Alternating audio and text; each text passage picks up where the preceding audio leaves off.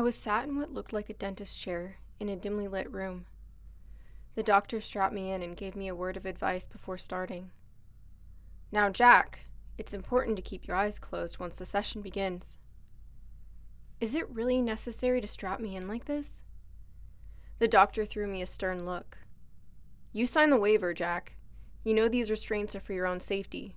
Anything could happen once the brain's unraveling is initiated. If you want payment, you have to adhere to all of the test requirements. I attempted to nod in agreement, but the leather strap around my head prevented me from doing so. All right, doctor. Whenever you're ready. I have to admit, I was more than a little nervous. The ad seemed harmless enough when I filled out the form to apply. $2,500 for a one-time past life regression study, and another $2,500 if any memories I collected were of merit. It was touted as being an incredible opportunity to remember one's past lives. Now that I was here, I wasn't so sure. The doctor must have noticed how anxious I was. He placed a hand on my shoulder in consolation. Relax, Jack. I assure you, this will be an amazing experience. If it works, you mean. Oh, Jack, it will. Over 1,000 candidates applied. Based on the survey answers you chose, you are one of the only people uniquely equipped for this study. Strength of the mind is key. He said that as if it was a comfort. All I could think about were the hundreds of ways it could all go wrong. $5,000 wasn't bad for a day's work, but I wouldn't be able to spend it if I fell into a coma. At that point, it would barely make a dent in the subsequent medical bills. Okay, Jack, sit tight. The doctor left and reappeared at the control center, just visible through a window in the corner of the room. His voice resonated from a speaker hanging down from the ceiling. Jack, it's just like we discussed. A pair of cables descended from above and rested at each of my nostrils. These cables will enter your nasal cavity and allow us access to specific sections of your brain. From there, you'll experience a series of small electric shocks. As a reminder, there will be no long-term damage, but you will feel an overwhelming jolt in your head after each shock. With every word he uttered, my anxiety grew. I had no idea how my body would react to this. Wait! I shouted as the cables began their journey up my passages. Yes? Something wrong? Doctor, what's our safe word? Safe word? He asked, apparently confused. You know, if something goes wrong and I need to stop? There was a brief pause before he spoke again. I'm sorry, Jack. No safe words. You signed the paperwork. The test cannot be stopped now. I promise you'll come out on the other end of this in one piece. My heart was now pounding away in my chest, loud enough to hear. Coupled with the insidious sound of medical machinery, it was an unsettling symphony that mirrored my feelings of dread and regret. The perfect background noise to keep the fear in me alive. Just then, a sharp pinch. The cables had reached the base of my cranium. I writhed against my leather binding. Ready? Here we go. Without so much as a second to brace myself, the first shock was administered. If you've ever been electrocuted, you might be able to picture what it feels like. The only difference is that the electricity is directed in one location, amplified in a single spot, creating an intense pain that lingers long after the current subsides. And again. The second shock was even worse. I screamed out in pain, but the doctor's focus never wavered. Again. The shocks built on each other, each one more painful than the last. Had I known it would feel like this, I would have never signed up, no matter how much money they offered. Again? The doctor wouldn't let up, even when I begged him to. He shocked me more times than I care to remember. I lost count somewhere after 12. Eventually, he stopped, but it had nothing to do with my outbursts or any sort of ethical dilemma the experiment posed. These readouts are astounding. Your brain activity is spiking, Jack. This is it. We've awakened your subconscious. You're about to go under. Before I could react to his comments, I felt a wave of energy pass through my body. Then another, and another. It was a powerful sensation, but soothing at the same time. A welcome change from the beating my brain had just endured. Doctor, I think... A final wave of energy, more powerful than the previous ones. interjected and pinned me in place, more so than the straps ever could. I could neither move nor speak, and it wasn't long before I felt my eyes glaze over and roll back into my skull. Then, darkness. Jack, can you hear me? I could hear the doctor's voice, but I couldn't see him. There was nothing but pitch blackness all around. Listen, Jack, if you can hear me, I need you to open your eyes. I did as instructed, and to my astonishment, my vision returned, revealing a long, narrow hallway, a slew of doors on either side of it. Doctor, what's going on? You'll have to speak up, Jack. Your lips are moving, but your voice is just a faint whisper. I said, what's going on? That's better. Well, Jack, we did it. You are now in a representation of your subconscious. I was more than a little skeptical. My subconscious? Really? Yes, Jack, really. Your body is still strapped down here in the room. With the help of the electroshock therapy, we were able to unlock this part of your mind. Now we should be able to access latent memories from your past lives. Tell me, what do you see? It's just a hallway of doors. Good, that's good. It appears different to everyone. For some, it's a large home, others an ocean of endless ports and their lighthouses. Yours seems to be more accessible. If you open a door, you should be allowed a glimpse of a past memory. I looked down and noticed my body, legs and all. It may not have been my true body, but it certainly felt good to be mobile again. So, just open a door? Anything I should be worried about? No, Jack, nothing can hurt you here. When you open the door, your memory should play like a movie. No one will know you're there. It's just a projection. All right, here goes nothing. I walked over to the nearest door and tried the knob. It wouldn't turn. It's locked, Doctor. I can't get in. These are your memories, Jack. Your doors. The only one locking them is you. Your will is the key to opening them. Try once more, but this time, give in. Open your mind to the idea of it all. Let yourself remember. I took a deep breath and tried again, this time without any inhibitions. I emptied my mind and turned the knob. This time, it worked. I was able to push the door open. It worked, Doctor. The door's open. That's great, Jack. What do you see? There were stairs descending down into a pit of darkness. Just a staircase. Should I go in? Yes. Find out where it leads. I cautiously traveled downward, taking deep breaths with every step I took, in an effort to reel back my anxieties. It was exciting to have access to my inner psyche, but I didn't know what I would find there. What if I didn't like what I saw or who I was in another life? What if I couldn't handle the truths I uncovered? Eventually, I took the final step down and found myself in someone's home. A lovely, quaint cabin circa the 19th or possibly early 20th century from the looks of things. There was a beautiful cobblestone fireplace, elegant furniture, and an older gentleman sitting in an armchair with a pipe in hand and a book in the other. I wondered if that was me from a past life. Hey, Doctor, I'm in a cabin, probably around the 1800s or so. There's a man reading by the fireplace. Is that me? The doctor didn't respond. Doctor? More silence, followed by a reply, but not from him.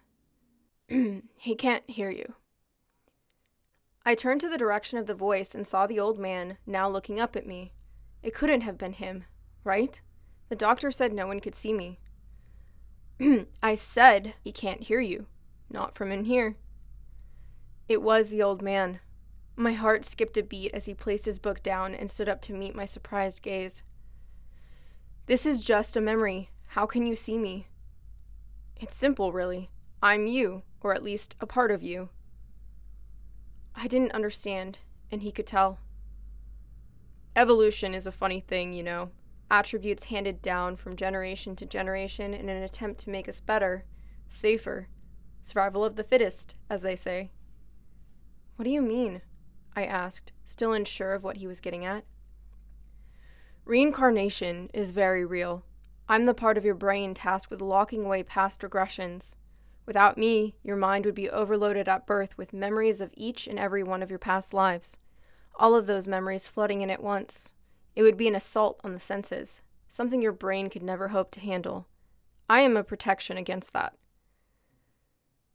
What he was saying was unbelievable. Moments ago, I was taking part in a paid medical study, and now I was somehow learning the secrets of the universe from within my own mind. It was a lot to digest. "May I sit?" I asked.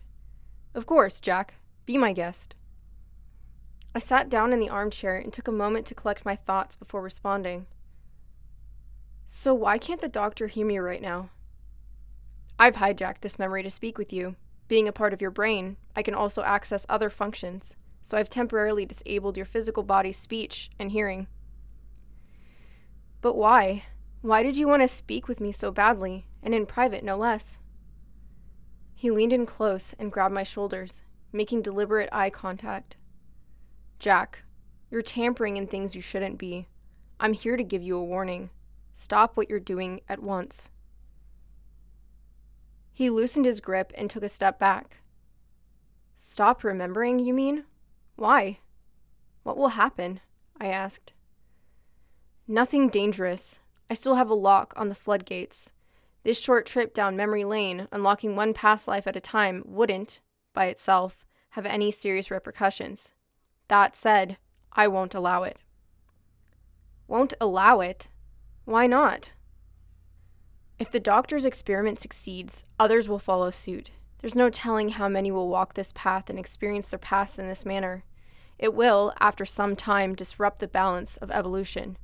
After years of this negligence, humans could very well be born without me, leaving their memories completely intact.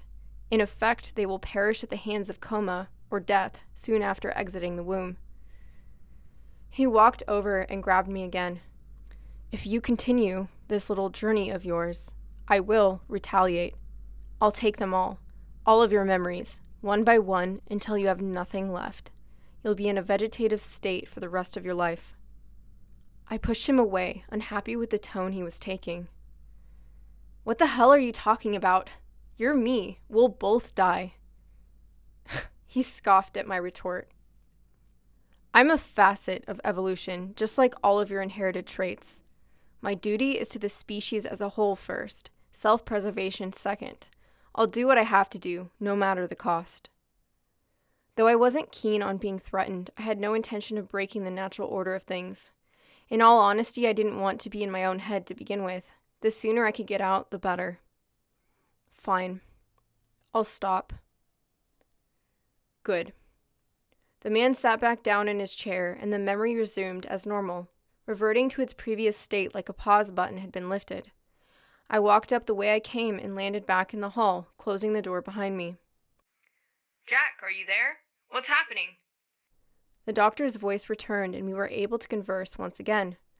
I told him what had happened. I could hear the disappointment in his voice as he let out a heavy sigh. "I was scared it would come to this." "What are you talking about, doctor? You knew about this?" He sighed again before responding.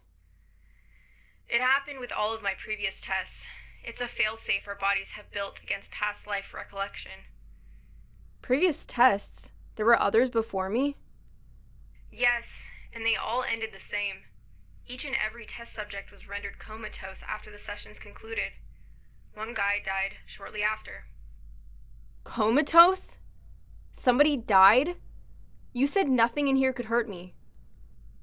"I needed you focused. We can bicker about this until the cows come home, but for now, let's stay focused on the task at hand. Let's open another door, shall we?"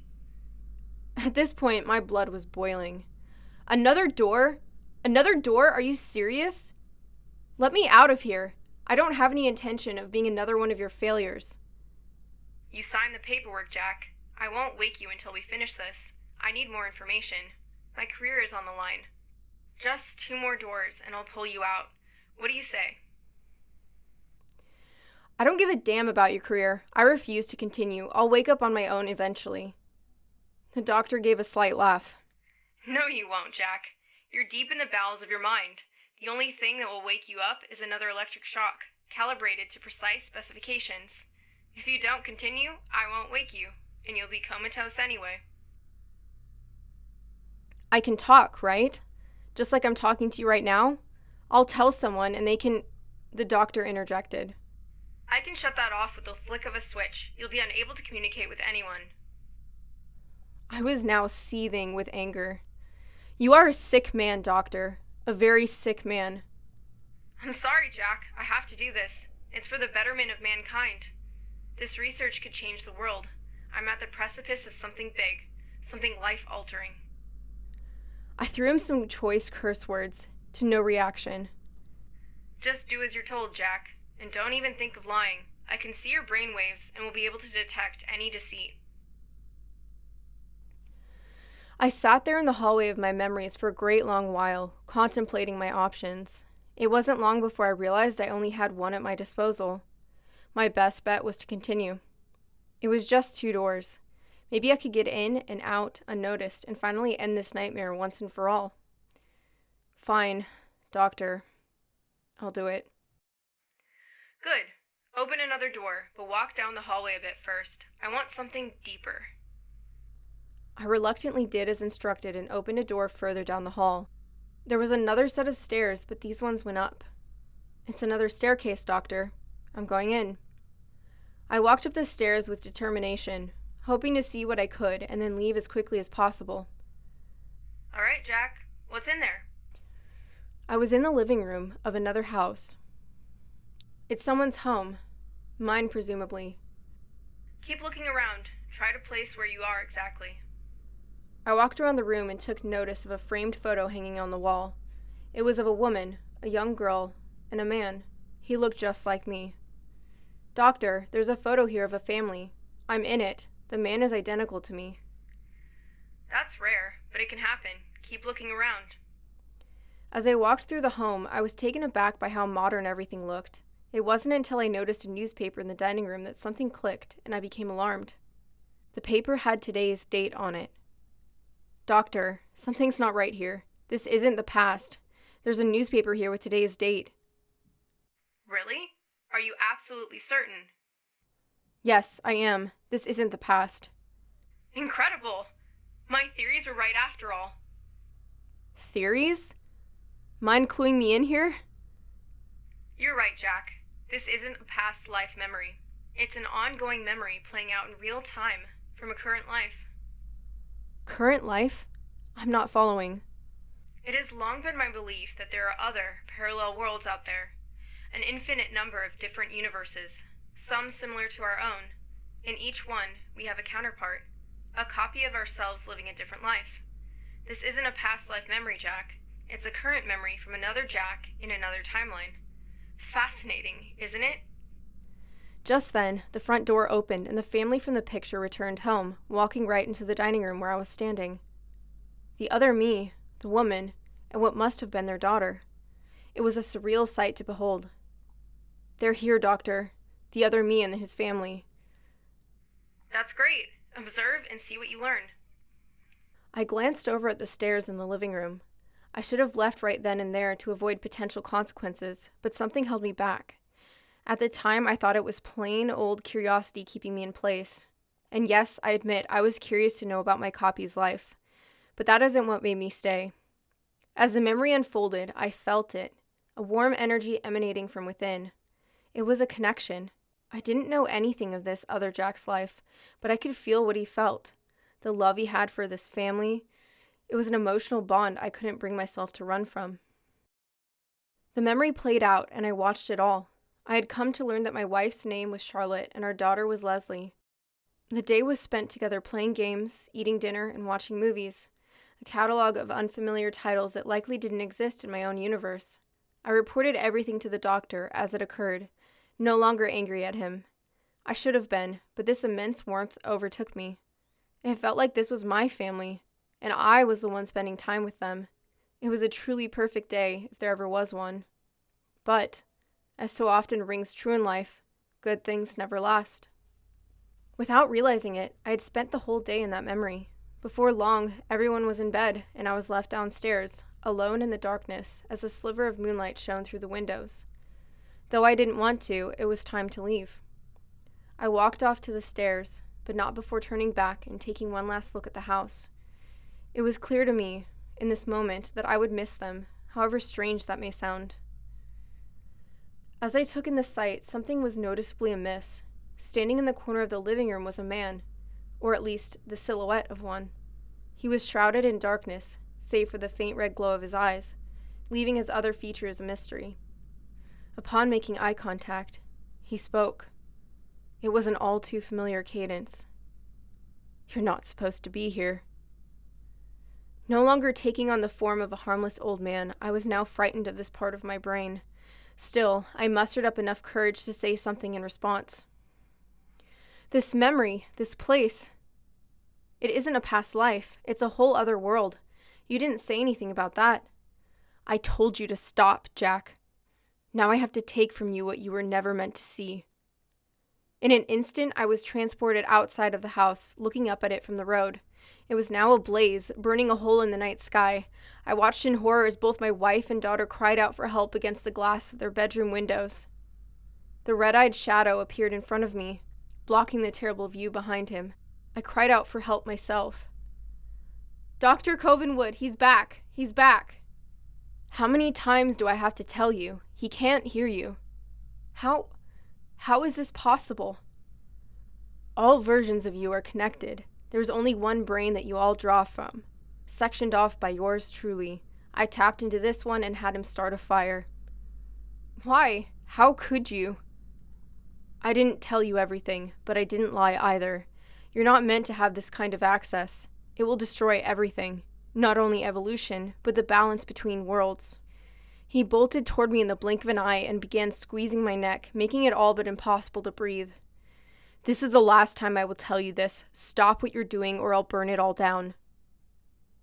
All at once, the memory faded and I could breathe again. I was back in the hall at the open door. "Jack, are you okay? What's going on now?" Again, I told the doctor everything. He seemed more intrigued than concerned. "Okay, Jack, one more door, then you're free." "He'll kill me, doctor. Pull me out, now."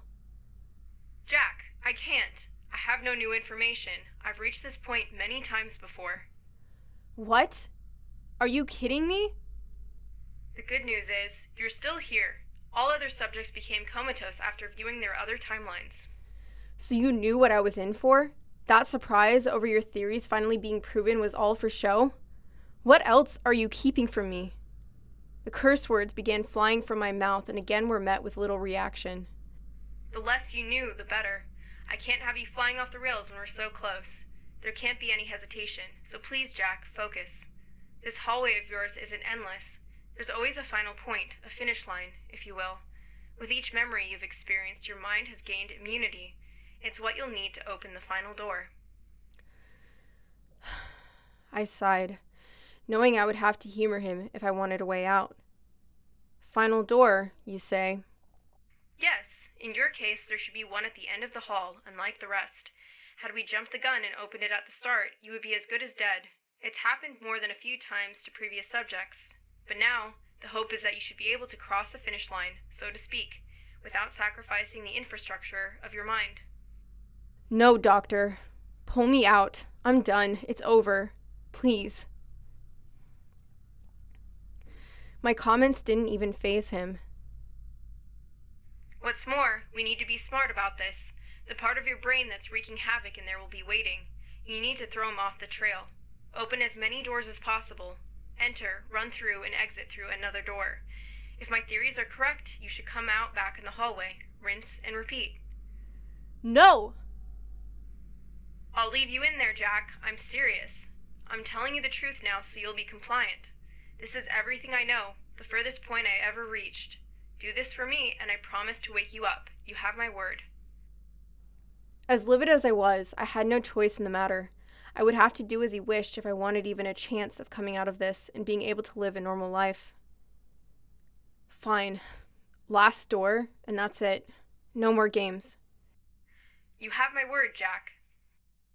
After a moment of mental preparation, I began opening as many doors as I could to get the hound confused and off my scent. I didn't have time to bask in each memory like before, but I still saw some strange sights. In one world, I was in a hotel holding on to a strange list of rules. In another, I was hunting down a supernatural entity in a thick forest. In another still, I was digging through NASA's archives to learn about their secret projects.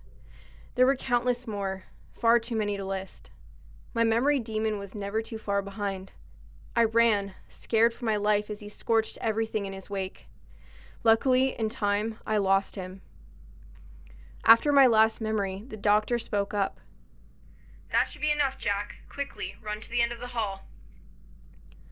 I did so, but to no results. It was an endless loop. I wound up right back at the door I started from. I know, because it was still open, the same memory playing within. Doctor, it's not working. I'm running in circles here. It's like before, Jack. Your will is the key. Open your mind to the final door, and it will appear. Okay, open your mind, Jack. This is it. Do this, and you're a free man. I ran again, but with more meaning. This time, to my relief, the hall came to an end, and there, at its end point, was a door, just like the doctor described, completely unlike the others before it, blood red and with a handle instead of a knob. I'm here, Doctor. I found it. Don't waste any more time. Open it. A thunderous voice spiraled down the hall and stopped me in my tracks. No! I turned around to see the red-eyed shadow, a blaze of fire close behind, burning through all of the doors and my memories with them. You're going to ruin everything! He was ending it. This was the point of no return. If I was going to die or be in a coma, I figured I might as well solve the mystery before I go. Stop! I'm begging you! Before my nemesis could close the gap between us, I pulled the handle, stepped inside, and shut the door behind me. When I was sure it was firmly closed, my eyes darted around and examined my whereabouts. To my surprise, it appeared to be an ordinary room. It was reminiscent of an office, complete with a desk, some chairs, and a computer. Sitting at the desk was a person, not just any person either. It looked like me. Hello, Jack. He stood up and walked over to me. I took a step back. Who are you? You met my brother, didn't you? The one out there throwing a temper tantrum? He gestured to the door behind me. Well, we're two sides of the same coin, a divergence in human coding, a choice that is made every time a person is born. Two elements of evolution fighting for control. Everybody has one of him and one of me. He pulled one of the chairs over to me. Please, sit. I slowly sat down, still unsure of what I was dealing with here. You see, Jack, so far, my brother has won every battle. His coding is written into the DNA of every human when they're born, leaving the brain's true function just out of reach. If humans were to evolve with me instead, your past memories would be intact, among other abilities. But safety trumps innovation. Overloading the mind can be dangerous. With that, I agree. However, I've been transforming as of late. I imagine it's the same for the pieces of me in other people as well. Transforming how? I asked. Evolution isn't all black and white. It involves vigorous trial and error. Stuck in here, I've had nothing but time to practice my integration.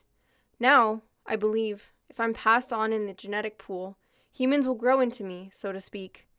Your old memories will return over time, piece by piece, and your full brain function will develop gradually. Everyone wins. What do you mean by abilities and full function exactly? I asked, now curious. Well, Jack, take a look. This is your brain's control room, where all the magic happens. I looked around again. It was hard to believe my brain was governed in such a small space. An office with a computer? Really?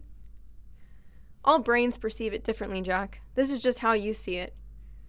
Okay, and what does this have to do with evolution? My brother blocks memories, as well as higher brain function. Remember what he told you? One brain controlling every version of you out there? How did you know that? I asked. I've been eavesdropping. Nothing else to do in here. Fair enough.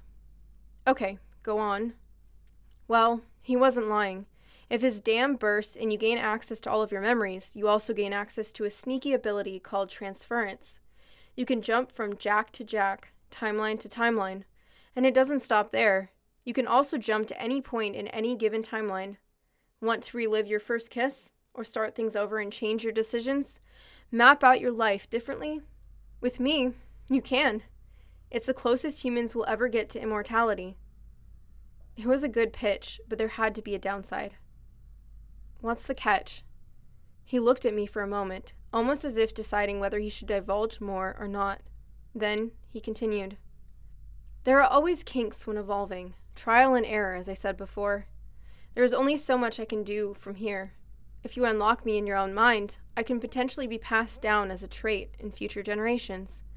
Between you and the doctor continuing his research with others, I'll have a fighting chance. In the real world, I can hone my craft, in a sense. It was beginning to make sense, but I had my concerns. And while you hone your craft, will people be hurt along the way? He frowned, and it honestly looked genuine. There will be casualties, yes, but it's for the greater good. The human race will flourish with me by their side, I assure you. He gently raised me from my chair, walked me over behind the desk, and sat me down in front of the computer. It was a black screen with a single window open. Password. I could never crack this thing. In truth, only you can. It's your mind, after all. Just like the doors in the hall, you have to use that will of yours. Open your mind, enter the password, and we'll be free. As soon as he said this, the door burst open and the red-eyed shadow charged in. No! Don't do it, Jack. It won't end well. The human race isn't built for this. His considerably friendlier half chimed in.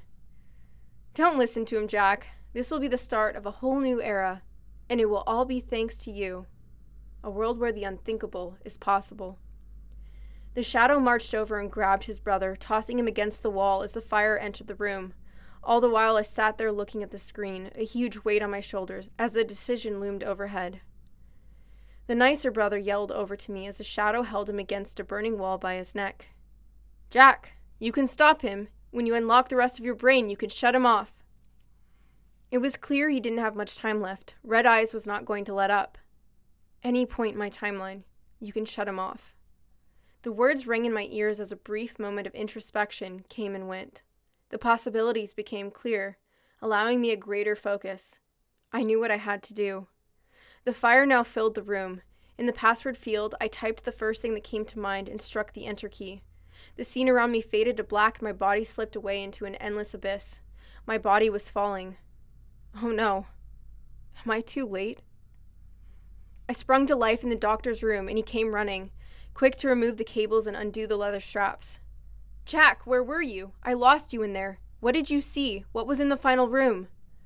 As soon as he unbuckled the last strap, I swung my fist around and made contact with the side of his face. His glasses flew across the room. Jack, what the hell? If you think you're getting paid after this, you can forget it. Keep the money, doctor. I don't need it anymore. I walked out of that godforsaken room and never looked back. And that's the end of this Jack's story. The password worked like a charm, just 6 digits. I can't tell you how I knew it, but it was Leslie's birthday. Now, I remember everything from all my lives, past and present.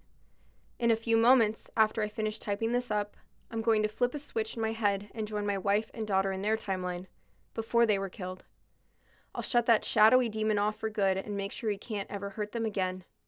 And that's where I plan to stay for the rest of my years. No jumping from world to world or using my newfound power for any other purpose. The universe where my family lives is the only world I need. Farewell.